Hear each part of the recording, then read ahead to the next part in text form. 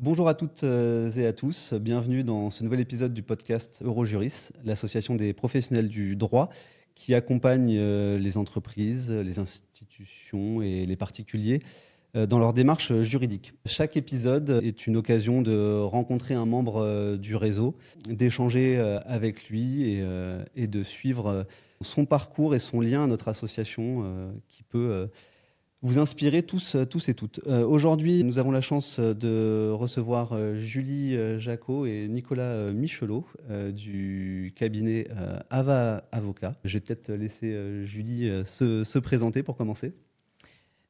Bonjour. Alors, on est un groupement de deux cabinets d'avocats, effectivement, qu'on a créé en janvier 2024, c'est tout récent. Ce groupement, en fait, c'est le cabinet de Nicolas, ici présent, cabinet Alquier de Bayonne, et notre cabinet qui est sur Pau, qui s'appelle Avocadour. Donc, notre cabinet, plus spécifiquement, c'est un cabinet de droit des affaires, en conseil et contentieux, que nous avons créé avec Magali Marché-Soluca en fin 2013, début 2014. Nous avons pris la suite de Pierre Dissez à Pau, qui était déjà avocat en droit des affaires.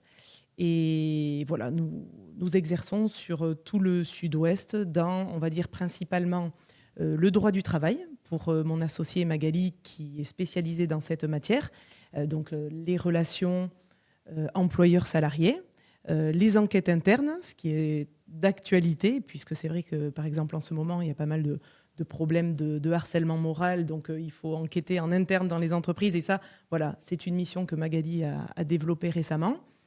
Et pour ma part, c'est davantage le droit commercial et des sociétés. Donc, ça part c'est un peu couteau suisse, on va dire. Ça part du recouvrement de créances clients, de factures impayées, jusqu'à la rédaction de contrats commerciaux comme débaux commerciaux, cession de fonds de commerce, cession de titres. Et évidemment, on ne travaille pas seul puisqu'on a une équipe autour de nous, de collaborateurs et de secrétaires sur lesquels on peut compter. Donc ça, c'est pour notre partie sur Pau. Et Nicolas est sur Bayonne. Nicolas, tu as quelque chose à ajouter sur la présentation du cabinet ? Sur la présentation du cabinet, je vais peut-être compléter avec les éléments de notre cabinet à Bayonne. Donc à Pau, nous avons deux associés, Julie et Magali. À Bayonne, il y a également deux avocats associés, Paul et moi-même, avec deux spécialités. Donc spécialité au terme juridique validé par le CNB. Moi, j'ai une spécialité en immobilier. C'est-à-dire que, pour faire simple, on prend un terrain ou un bâtiment et tout ce qui touche à ce terrain ou à ce bâtiment rentre dans ma spécialité. Et Paul, lui, il est spécialisé en droit de la famille, du patrimoine et des successions. En dehors de ces deux domaines, on traite aussi beaucoup de droit des assurances. Et pour gérer ces deux matières, nous avons également 4 collaboratrices de tout âge, puisque notre collaboratrice la plus ancienne est Marie-Christine, à qui on a racheté le cabinet il y a quelques années et qui aujourd'hui a un âge certain, voilà, et une très grande expérience en qualité d'avocat, puisqu'elle a 40 ans de bar. Et notre plus jeune collaboratrice n'a qu'1 an de bar. Voilà pour le cabinet bayonnais. Voilà. Et puis c'est vrai qu'on peut préciser qu'on s'est rencontrés, nos deux cabinets, et notamment Nicolas, Paul, Magali et moi-même, par le réseau Eurojuris il y a plusieurs années. Et c'est vrai qu'on a sympathisé, on a vu que nos matières étaient complémentaires. Et c'est ça qui a fait qu'on s'est regroupés en début d'année pour offrir à nos clients, on va dire, davantage de prestations, puisqu'on a chacun nos domaines d'activité. D'accord. Donc, pour aujourd'hui, pour le podcast, je vais vous expliquer un petit peu le concept. Différentes questions inscrites sur des cartes à jouer. Donc, vous allez pouvoir tirer, du coup, chacun votre tour, une carte. Et puis, on pourra échanger sur cette question et en apprendre un petit peu plus sur les liens que vous avez commencé à nous expliquer entre vous, votre cabinet et Eurojuris. On laisse commencer Julie, on est d'accord ? Allez. Ça me va. Alors, qu'attendez-vous de ce réseau ? Que souhaitez-vous apporter ? Alors, l'attente du réseau, on va dire que c'est un réseau qui à l'heure actuelle, et l'était déjà avant nous, puisque c'est nous par Pierre Dissès, notre prédécesseur, et Nicolas et Paul par Marie-Christine Vincent Alquier, leur prédécesseur, qui étaient des fondateurs du réseau. On a découvert un réseau convivial où on peut échanger sur les bonnes pratiques, on peut parler des dossiers en confiance. Alors, sans donner de nom, hein, je précise pour nos clients, on est quand même soumis à la confidentialité. Donc, on attend de ce réseau, de pouvoir partager nos expériences, de la prospection, c'est-à-dire qu'on a quand même tous un peu la tête dans le guidon. On est des producteurs, on n'est pas que des superviseurs ou des managers. Donc, c'est vrai que le réseau nous permet de sortir un peu la tête pour voir ce qui se passe, les actualités, nous tirer vers le haut et vers l'avenir. Ne pas rater des sujets d'actualité. Donc, il y a à la fois de la formation de qualité, de l'échange et de la prospection. Enfin, pour ma part, c'est vrai que c'est ce qu'est le réseau à l'heure actuelle et c'est ce que j'attends encore du réseau pour les prochaines années, vraiment qu'il nous tire vers le haut, vers les sujets d'actualité. Qu'attendre du réseau ? En fait, cette question, c'est une question qui est très prégnante actuellement et c'est une question que je ne m'étais jamais posée avant, il y a peu de temps. C'est-à-dire que quand j'ai rejoint la profession d'avocat et donc le cabinet qui aujourd'hui est devenu mon cabinet, Marie-Christine, effectivement, en tant que membre fondateur du réseau, ancienne présidente d'Eurojuris, ne m'a pas posé la question « Est-ce que tu veux adhérer à ce réseau et pourquoi tu veux y adhérer ?» C'était comme ça, c'était un fait. Oui, c'était dans l'ADN. C'était dans l'ADN, c'était intangible. Et donc, je ne me suis pas posé la question de pourquoi y adhérer et pourquoi payer une cotisation, parce qu'en fait, sans même me poser la question, j'y trouvais des choses que je ne peux pas trouver ailleurs et qu'aujourd'hui encore, je trouve dans ce réseau. Alors bien sûr, il y a tout un aspect convivial, mais en fait, à travers cette convivialité, ce sont les échanges que je peux avoir avec les différentes professions, parce que j'ai des échanges avec des confrères qui font les mêmes matières que moi, mais également avec des confrères qui ne font pas les mêmes matières, ou avec donc mes copains huissiers et commissaires de justice. Et ça nous permet de sortir la tête du guidon et surtout de penser à ce métier qui, je dirais comme tous les métiers, je pense qu'on est tous confrontés à ça, avance, évolue, et dans un monde qui bouge, dans un monde sur lequel on doit s'adapter. Et en restant dans nos petits barreaux ou dans notre train-train quotidien, ça ne nous le permet pas. En revanche, dès qu'on fait une formation avec Eurojuris, dès qu'on a des échanges, que ce soit au travers du bureau, de réunions, d'autres formations ou même du congrès, on pense à des choses qui sont de la prospective. Et moi, je sais qu'à chaque fois que je reviens, je noircis des feuilles sur voilà la direction que je veux prendre, voilà ce que l'on doit mettre en place pour s'adapter. Et c'est extrêmement bénéfique parce que c'est ce qui veut dire que mon cabinet, j'arrive à mieux le faire fonctionner pour moi-même, parce que ça va m'apporter du gain de temps, d'efficacité, diminuer le risque et donc diminuer le stress. Et pourquoi pas être plus rentable. Après cette rentabilité, on en fait ce qu'on veut. Certains vont se dégager du temps grâce à ce qu'ils auront mis en place à travers le réseau, ou d'autres vont dégager du chiffre d'affaires. Voilà, en tout cas, moi, ce que j'attends du réseau, c'est toujours rester comme il est, un super réservoir d'échanges. Okay. D'ailleurs, on n'a pas fait la deuxième partie de la question. Ah, je me précipite, tu as raison. Que souhaitez-vous apporter ? Moi, ça va être relativement modeste parce que Nicolas, lui, est dans le bureau, donc il apporte davantage de son temps. Moi, depuis pas très longtemps, je suis membre du conseil d'administration, donc c'est pas très contraignant pour l'instant. Donc, on apporte un petit peu de notre temps et sans faire partie d'ailleurs des institutions du réseau, je pense que ce qu'il faut apporter, c'est notre présence. C'est-à-dire que le réseau ne vit pas si les membres ne se mobilisent pas, ne se réunissent pas, ne participent pas aux événements qui sont régulièrement organisés par le bureau. Donc je me dis que ce que je voudrais apporter, c'est principalement de la présence, parce que c'est comme ça qu'on fait les échanges dont parlait Nicolas il y a un instant. Voilà. Et même si on peut aussi faire partie des instances représentatives pour donner plus de temps et des idées, mais ça c'est plus ta partie, Nicolas, que la mienne. Oui, alors moi, ce que j'apporte au réseau actuellement, c'est uniquement ma présence au bureau, mais comme toi, Tristan. Donc, c'est du temps. c'est C'est du temps. c'est du temps.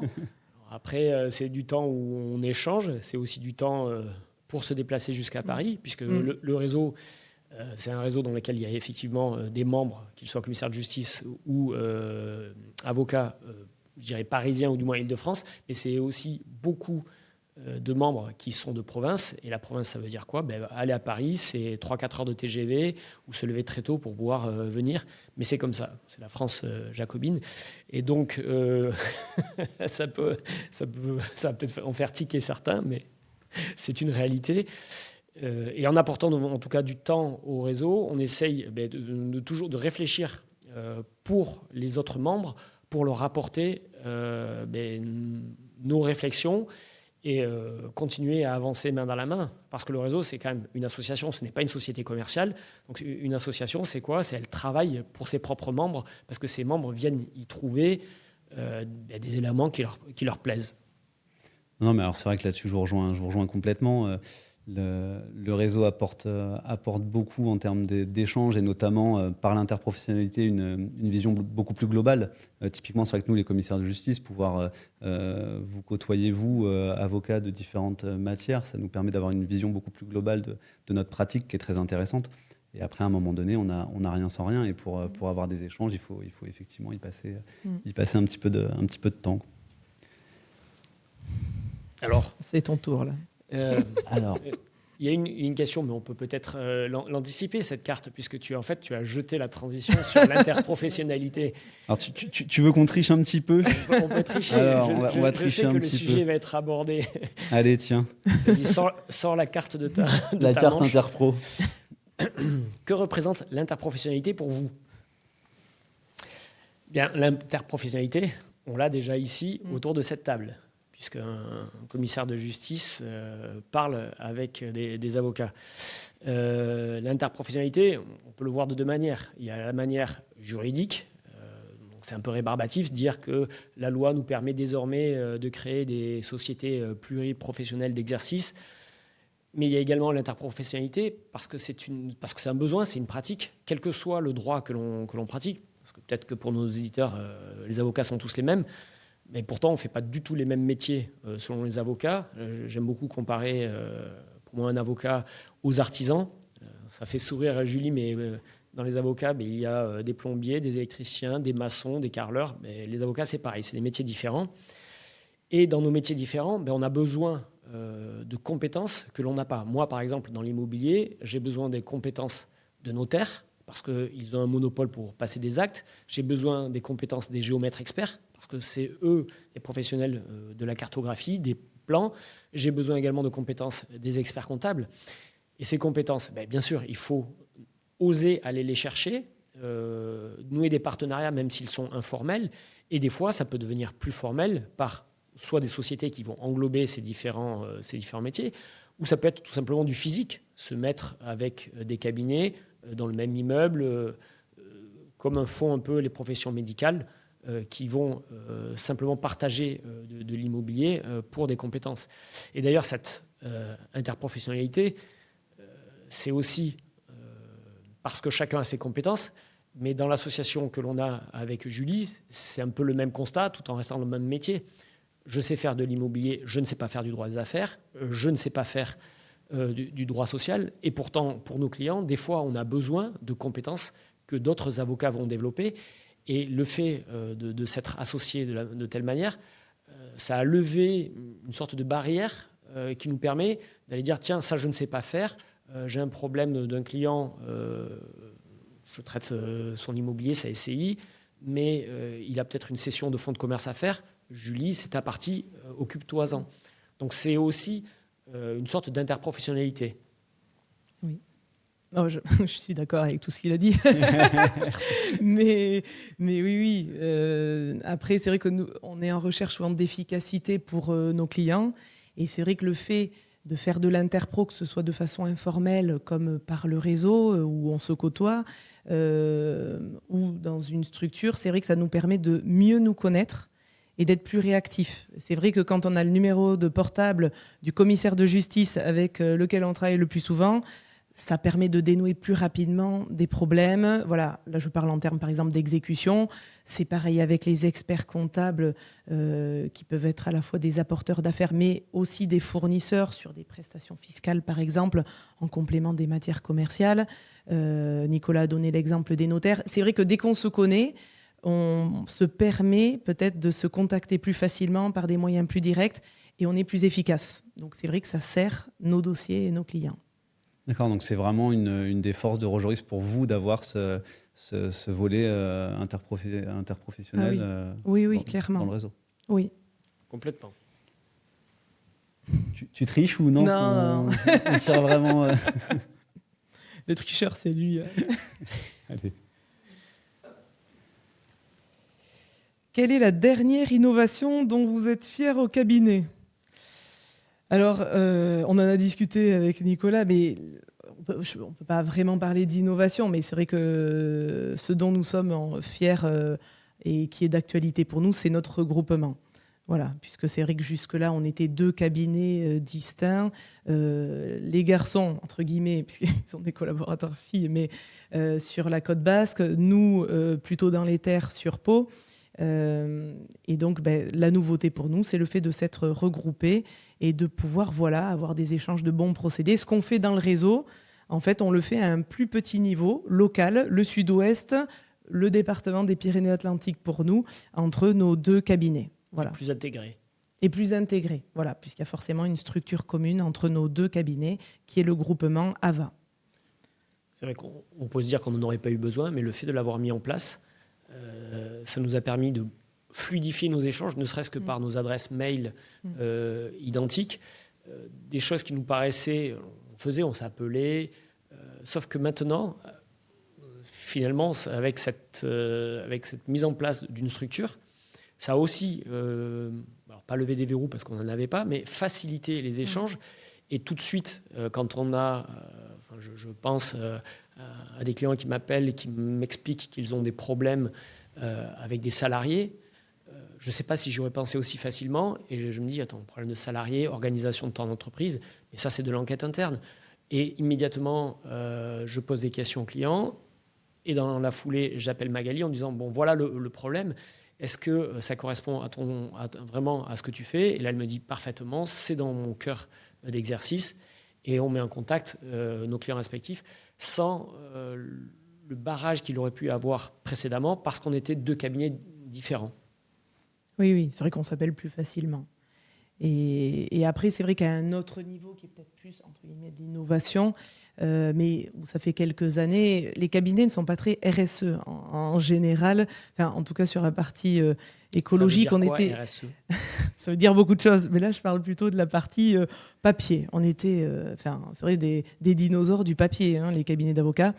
Et c'est vrai que on a mis en place des politiques internes. Et aujourd'hui, depuis quelques années quand même maintenant, on n'imprime plus. Par exemple, aujourd'hui, tout est dématérialisé, on a des logiciels, tout est intégré dedans, on n'imprime que ce qui est obligatoire, parce que malheureusement, les tribunaux ne sont pas encore totalement dématérialisés, donc le dossier de plaidoirie, il est encore papier, on le remet le jour de l'audience. Un jour viendra où ce sera dématérialisé, mais c'est vrai que je trouve qu'il y a une volonté quand même d'être plus moderne, plus dans l'état d'esprit RSE d'une façon générale, d'être responsable socialement et en termes aussi peut-être un peu plus d'écologie. Donc on fait des efforts et on essaye d'innover entre guillemets de ce côté-là.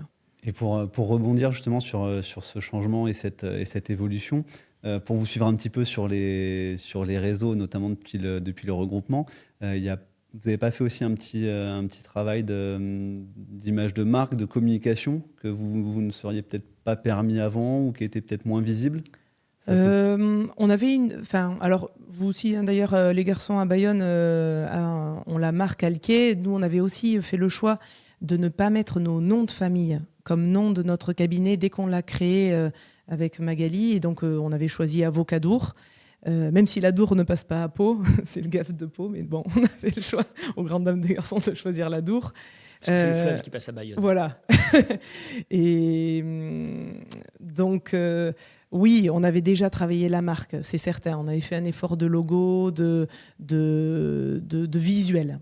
Mais on se le permet effectivement peut-être davantage depuis qu'on s'est réunis, parce qu'on est quand même plus fort, entre guillemets, même financièrement ensemble. On peut se permettre davantage, voilà, peut-être de communiquer. On est plus moteur aussi. Oui. C'est-à-dire que dans chacun des cabinets, il y avait 2 associés qui travaillaient, on dupliquait tout, puisque chacun devait faire ce travail de communication. Ça reste du travail, ce n'est pas du loisir.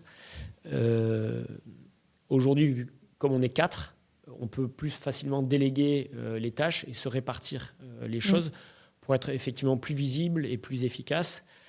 Mais c'était une volonté, c'était un but recherché ou finalement ça s'est fait naturellement? Non, c'était une volonté. C'est vraiment dans une innovation du fait du gros regroupement de communiquer plus efficacement peut-être? Oui, tout à fait. On avait envie de communiquer davantage. C'est vrai que c'est davantage dans l'air du temps. C'est dans l'air du temps. Et puis on a fait des congrès c'est vrai. sur la communication.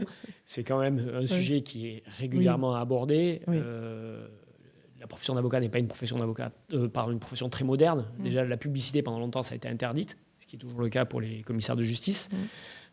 Donc, il a fallu aller contre notre nature.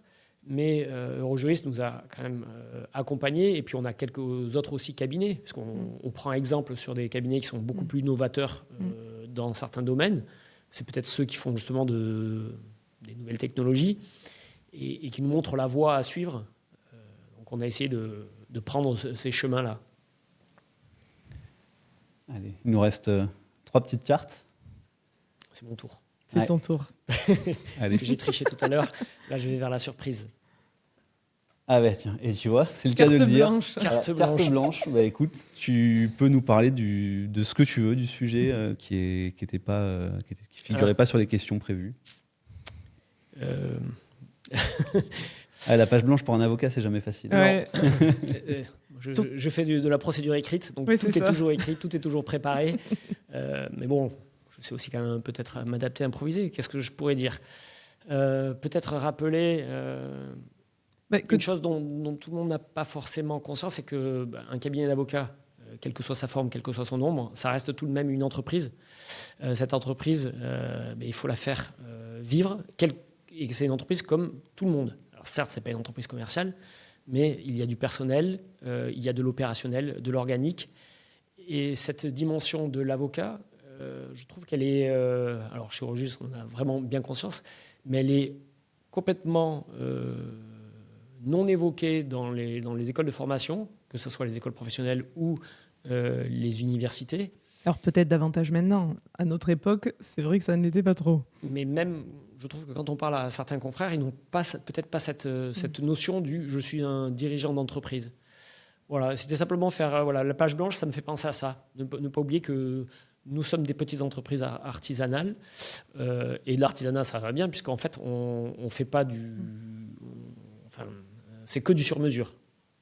Toute notre prestation pour nos clients, quels qu'ils soient, que ce soit des institutionnels ou des particuliers, ce sera toujours du sur-mesure. On doit s'adapter à un besoin. Oui, puis c'est vrai qu'on est des petites structures malgré tout, donc on fait tout de A à Z, entre guillemets. On sait tout faire, de la photocopie à la plaidoirie, même si on travaille en équipe. C'est vrai que contrairement peut-être à des cabinets de plus grande importance, où les associés font surtout du relationnel, de la supervision, du management. C'est vrai que nous, dans des cabinets plus modérés, plus modestes comme les nôtres, on produit aussi beaucoup. Donc voilà, il faut tout savoir faire de A à Z, c'est-à-dire du management, mais aussi produire les actes, aller plaider, conseiller, et effectivement voir les perspectives de politique. Donc je parlais de la RSE il y a un instant, mais essayer d'aller toujours de l'avant pour tirer le cabinet vers la suite. Voilà, puisqu'il y a des gens aussi qui comptent sur nous dans nos cabinets respectifs. Allez, les 2 dernières. Quel est votre événement marquant, anecdote au sein d'Eurojurist ? Alors, je rigole parce que on avait fait une réunion AVA en début d'année, et c'est vrai que déjà on avait parlé de l'événement qui nous avait marqué au sein du réseau, alors qui est un réseau très convivial, on l'a peut-être pas encore assez dit, mais c'est vrai que dans ce qui nous plaît dans ce réseau, c'est que au-delà des formations de qualité, et on noue des échanges, on lie des amitiés. D'ailleurs, c'est comme ça qu'on s'est associés. Et donc, il y a des événements conviviaux et festifs. Et notamment, le congrès Eurojuris, chaque année, nous réunit. Et donc, dans ce qui nous a marqué, une année, un congrès que nous avons fait à Berlin, il se trouve que pendant la soirée qui était organisée par le réseau, l'hôtel où nous étions hébergés a changé de nom pendant la nuit, sans prévenir la clientèle. Et donc, pour notre part, avec Nicolas, Magali, pas de problème, on est rentré avec le bus Eurojuris, mais notre associé festif préféré, Paul, est rentré tout seul un petit peu plus tard, et lui a eu beaucoup plus de mal à trouver l'hôtel. Et donc, il a erré dans le quartier pendant un petit moment avant de réaliser que l'hôtel, c'était bien celui-là. C'est juste qu'il avait changé de nom dans la nuit. Donc voilà, donc ça c'est pour la petite anecdote dont on se souvient tous facilement. Anecdote qui était festive. Mais après, oui. Il y en aurait sûrement d'autres plus professionnelles. T'en as pas une en tête là où... Non, page blanche. Eh ben tiens, la dernière carte du coup.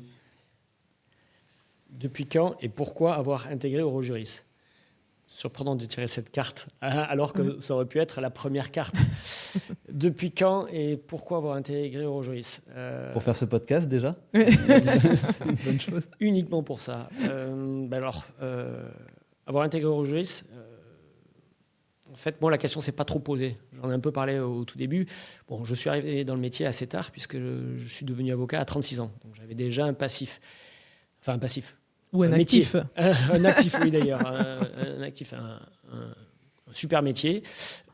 J'étais marin, j'étais commissaire de la marine, que j'ai quitté sans regret, mais c'est une profession que j'adorais. Mais bon, envie de changer. Et lorsque je suis devenu avocat, par la voie de la passerelle, il se trouve que je connaissais Marie-Christine Alquier à Bayonne et qu'on a discuté un jour en repas. Et elle m'a dit, viens, tu viens juste de prêter serment, viens dans mon cabinet, j'ai besoin d'un collaborateur. Donc, je ne connaissais pas ce milieu, donc profession libérale. Je suis arrivé à Bayonne, ça me plaisait parce qu'il me fallait quand même une ville maritime. Bayonne est une ville maritime. Et Marie-Christine venait de sortir, donc c'était en 2012, elle venait de sortir de la présidence, elle venait de quitter sa présidence. Présidente d'Eurojuris. Donc la question ne s'est même pas posée. Ça a été, comme je le disais, c'était un fait. Et tout de suite, alors que j'étais jeune avocat, elle m'a amené à des formations, donc des formations au siège à Paris. Des formations, mais d'une qualité, ça sortait vraiment du quotidien que l'on pouvait avoir dans les livres ou dans nos recherches. C'était des moments où on se retrouvait transposé à réfléchir et surtout à avoir des solutions pour tous nos dossiers.